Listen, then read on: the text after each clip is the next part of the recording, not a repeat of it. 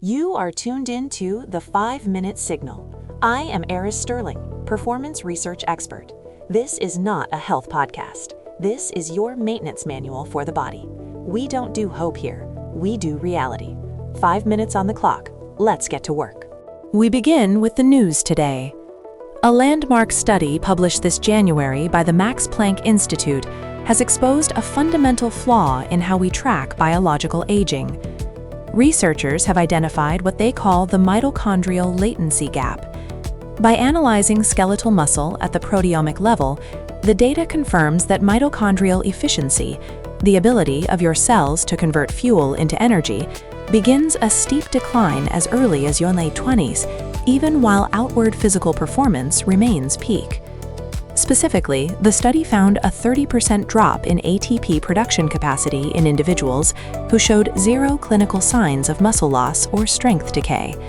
We are seeing a profound lag between cellular failure and physical manifestation. Why does this matter?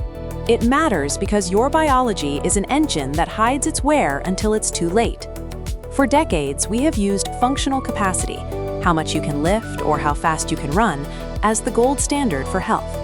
But functional capacity is a trailing indicator. The mitochondrial latency gap proves that by the time you actually feel tired or notice a loss in strength, the cellular machinery has been failing for a decade or more. If you are waiting for symptoms to change your behavior, you are already 10 years behind the curve. Your mitochondria are the front line of your longevity, and they are currently being hollowed out in silence. Here is the hard truth. Your current feeling of health is an illusion maintained by biological redundancy. Your body is incredibly good at compensating for failing systems until it hits a tipping point.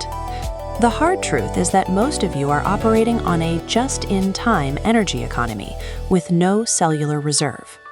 You are burning through your biological capital while the interest rates are skyrocketing. If you aren't actively auditing your mitochondrial health, you are essentially driving a car with a failing alternator, assuming everything is fine just because the lights haven't flickered yet. By the time they flicker, the battery is dead. Let's move to the actionable move. To bridge the latency gap and audit your cellular power plants, we implement the Mitochondrial Maintenance Protocol. Number 1. Establish a metabolic stress baseline. The most accessible way to audit mitochondrial function is through a Zone 2 heart rate test.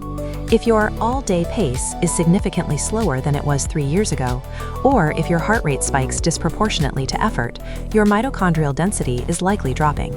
Aim for 3 sessions of 45 minutes a week at a heart rate where you can still hold a conversation but feel the effort. This is the specific intensity required to trigger mitochondrial biogenesis, the creation of new power plants. Number 2. Implement the high-intensity stimulus. To clear out damaged zombie mitochondria, a process called mitophagy, you need to push the system to its limit. Once a week, execute a 4-minute maximum effort interval. This creates an acute energy crisis that forces the body to dismantle inefficient mitochondria and replace them with high-output units. If you don't create the crisis, your body will keep using the old, leaking engines. Number 3. Eliminate mitochondrial inhibitors. The latest data shows that ultra-processed seed oils and chronic elevated glucose are the primary corrosive agents for the mitochondrial membrane. They cause electron leakage, essentially short-circuiting your cellular batteries. Audit your pantry. If a food item is designed for a 2-year shelf life, it is designed to kill your cellular efficiency. Replace these with high-quality omega-3s and polyphenol-rich foods like dark berries to stabilize the mitochondrial membrane. I'm Aris Sterling. This has been the 5-Minute Signal. Stay sharp. This program is for informational and educational purposes only. Performance research expert Aris Sterling is not a licensed medical professional.